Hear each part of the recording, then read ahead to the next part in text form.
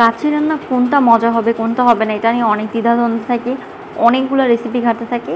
আজকে যেটা দেখাবো এই রেসিপিটা খুবই সহজ, এভাবে করলে আপনার কাচ্চি টেস্ট অনেক গুণ বাড়বে আর আপনাকে অন্য কোনো রেসিপিতে সুইচ করতে হবে না। আসসালামু আলাইকুম রহমতুল্লাহ, চলেন শুরু করা যাক। খাসির মাংস নিয়েছি এখানে 2 কেজি, চাইলে এটা গরু দিয়েও করা যাবে। কাচ্চির মাংস কেনার সময় ওনাদেরকে বললে ওনারা কেটে দেয়। 1 কেজিতে তুলনামূলক 10 থেকে 12 পিস হয়। কাচ্চির জন্য একটা মশলা বানাবো, সেটার জন্য লাগবে 1.5টা জয়ফল, 2-3টা জয়ত্রী, 10-12টা এলাচ, 7-8টা লবঙ্গ, 2টা দারচিনি। দারচিনিটাকে একটু ভেঙে দিব। 2 টেবিল চামচ কালো এবং সাদা গোলমরিচ একসাথে দিব। চাইলে শুধু কালো গোলমরিচটা দেওয়া যায়, সাদাটা একদমই অপশনাল। একদম অল্প আঁচে সব কিছুকে অনবরত নেড়ে ভেজে নিতে হবে। খেয়াল রাখতে হবে কোনো মশলাটা যাতে না পুড়ে যায়, তাহলে কিন্তু স্মেলটা নষ্ট হয়ে যাবে। ভাজা শেষে সব কিছুকে ঠান্ডা করে নিয়েছি আর জয়ফলটাকে একটু ভেঙে দিয়েছি। দিয়ে দিচ্ছি কাচ্চির একটা মেন ইনগ্রিডিয়েন্টস শাহি জিরা, আর দিচ্ছি পোস্তদানা। এই সব কিছুকে এখন ব্লেন্ড করে নিব। যে কোনো কিছু ব্লেন্ড করার আগে ঠান্ডা করে নেবেন, না হলে কিন্তু গরম অবস্থায় ব্লেন্ড করলে ব্লেন্ডার ব্লাস্ট হতে পারে। কাচ্চির শাহি ফ্লেভারের জন্য এখানে একটা মিল্ক মিশ্রণ বানাবো। দিয়ে দিচ্ছি লিকুইড মিল্ক, সাথে জর্দা রং। জর্দা রঙের পরিবর্তে স্যাফরন দেওয়া যায়, ওইটাতে খুব সুন্দর একটা ফ্লেভার আসে। 2 চামচ গোলাপ জলের সাথে 1 চামচ কেওড়া জল দিয়ে দিচ্ছি। আর দিব ঘি। ঘিটা যদি ভালো হয় তাহলে এটা টেস্ট ফ্লেভার দুইটাই খুব ভালো আসবে।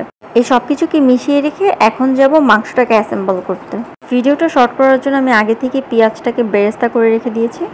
মাংসের সাথে পেঁয়াজ বেরেস্তার খুবই সুন্দর একটা কম্বিনেশন কাজ করে।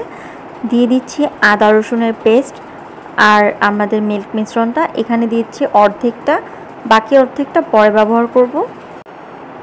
এইটা এত সুন্দর একটা স্মেল দিবে, বেরেস্তার সাথে এটা কম্বিনেশনটা খুবই ভালো যায়। দিয়ে দিচ্ছি টক দই আর লবণ পরিমাণ মতো, হলুদের গুঁড়া, লাল মরিচের গুঁড়া। আমরা যে মশলাটা বানিয়েছিলাম ওইটা পুরাটা এখন দিয়ে দিব। আর দিয়ে দিচ্ছি এখানে কাজু বাদাম বাটা। কাজু বাদামটা দিলে এটার ফ্লেভারটা ভালো আসে, কিন্তু এখানে চাইলে কাঠবাদামও দেওয়া যাবে। তারপর দিয়ে দিব পেঁয়াজ বেরেস্তার যে গরম তেলটা, সেটাকে একটু গরম করে পুরাটাই দিয়ে দিচ্ছি। তারপর এই সব কিছুকে মাখিয়ে নিব। এটাকে কোনো ধরনের রেস্টের প্রয়োজন নেই, চাইলে 1 ঘন্টা রেস্টে রাখা যাবে, কিন্তু আমি আজকে আমার মতো করে কাচ্চি বানাচ্ছি, যে খুব ঝটপট অনেকক্ষণ দমে রেখে বানাতে না হয়। তো এটাকে আমি 10 থেকে 15 মিনিট রেস্টে রেখে কি 1 ঘন্টার মতো রেস্টে রেখে চুলায় দিয়ে দিব। গরুর মাংসের ক্ষেত্রে চাইলে রাতে ম্যারিনেট করে ফ্রিজে রেখে দিতে পারেন, অথবা 1-2 ঘন্টা রেস্ট রাখলেও হয়।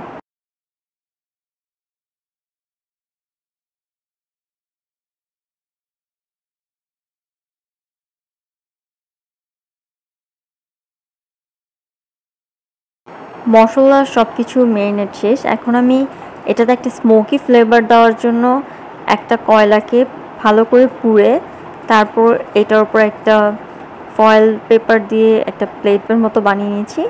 এটাকে একটুখানি তেল দিয়ে ঢেকে দিব, তাহলে এটার যে স্মোকি একটা ফ্লেভার পুরোটার মধ্যে সুন্দর মতো করে স্মেলটা চলে যাবে।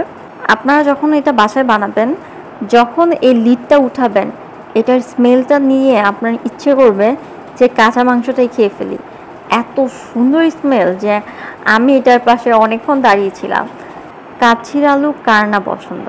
কাচ্চির আলুটাকে শুধু লবণ আর জর্দা রং দিয়ে, যেইটার মধ্যে আমরা বেরেস্তা করেছিলাম সেই বেরেস্তার তেল দিয়ে এটাকে ভেজে নিয়েছি।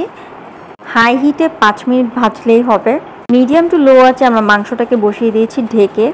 এখন আমরা এই চালটার সাথে পরিচিত হই। মাংসটার বিষয়ে পরে কথা বলছি।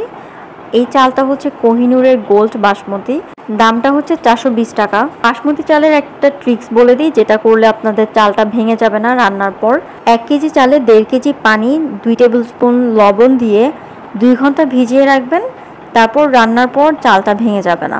এদিকে মাংসটাকে মিডিয়াম আঁচে 10 মিনিট রান্না করার পর লো আঁচে দিয়ে দিব 1 ঘন্টার জন্য। মাঝে মাঝে একটু নেড়ে দিব, প্রয়োজনে পানি অ্যাড করা যাবে, কিন্তু না করলেও চলবে। মাংসের ভিতর থেকে যে এক্সট্রা পানি বের হয় এটাতেই কিন্তু এটা সিদ্ধ হয়ে যাবে। আর এভাবে কুক করে নিলে খুব তাড়াতাড়ি মাংসটা সফট হয়, কাচ্চিটাও তাড়াতাড়ি হয়ে যায়। এখন চালটাকে আমরা কুক করে নিব। দিয়ে দিচ্ছি একটা কড়াইতে অনেকগুলো পানি, দারচিনি, এলাচ, তেজপাতা, শাহি জিরা আর লবণ। পানিটা একদম গরম হওয়ার পর গিয়ে চালটা দিতে হবে। পাত্রটাও একটু বড় নিতে হবে, যাতে চালটা জাতাজাতি হয়ে ভেঙে না যায়। একটু বড় পাত্র হলে ছড়ানো থাকে আর চালটা ঝরঝরা হয়। চালটাকে 70 কি 80% সিদ্ধ করার পর উঠিয়ে ফেলতে হবে। যেহেতু এখানে আমরা মাংসটাকে সিদ্ধ করে নিচ্ছি, মানে আগে থেকেই কষিয়ে নিচ্ছি, আর যখন এটা আমরাকে দমে দিব যাতে তখন এটা ঠিকমতো ফুটে যায়, সেক্ষেত্রে আমাদের এই কাজটা করতে হবে। মাংসটাকে রান্না করার পর এখন দিয়ে দিব কিশমিশ, আলু বখারা, বেরেস্তা, চিনি আর গুঁড়া দুধ। এই সব কিছুকে একসাথে মিশিয়ে প্রথমে একটা লেয়ার দিব, তারপর দিয়ে দিচ্ছি আমাদের সিদ্ধ করে রাখা চাল। এই চালটাকে দেওয়ার পর আবার দিয়ে দিব আমাদের বাদাম আর কিশমিশের মিশ্রণটা। এখানে চাইলে আরও কাজু বাদাম বা অন্য অন্য বাদামও দেওয়া যায়, এটা আপনাদের ইচ্ছা। আমি অল্প একটু বাদামই পছন্দ করি, খুব বেশি বাদাম আমার পোলাও বা কাচ্চিতে পছন্দ না। এই যে চালটা ছিল এটা ওপর দিয়ে দিব জর্দা রং, একদম ছড়িয়ে ছড়িয়ে অল্প অল্প করে দিয়ে দিতে হবে। 10-12টা কাঁচামরিচ দিব, অর্ধেকটা যে মিল্ক মিশ্রণ ছিল সেটাও দিয়ে দিব। এখানে ময়দার খামি বা ফয়েল পেপার দিয়ে আপনাকে সিল করার কোনো ঝামেলা নাই। ডাইরেক্ট এটা লিড দিয়ে ঢেকে আধা ঘন্টার মতো একদম লো আঁচে বসিয়ে রাখতে হবে। ব্যাস, যেহেতু মাংসটা আগে থেকেই সিদ্ধ করা, তো সিদ্ধ হওয়ার কোনো ঝামেলাই নেই। আলুটাও অনেক সফট। এই কাচ্চিটা একবার বাসায় বানান, trust me, the test is amazing. যখন আপনি এটা বানাবেন আপনার মনে হবে that I am the best chef.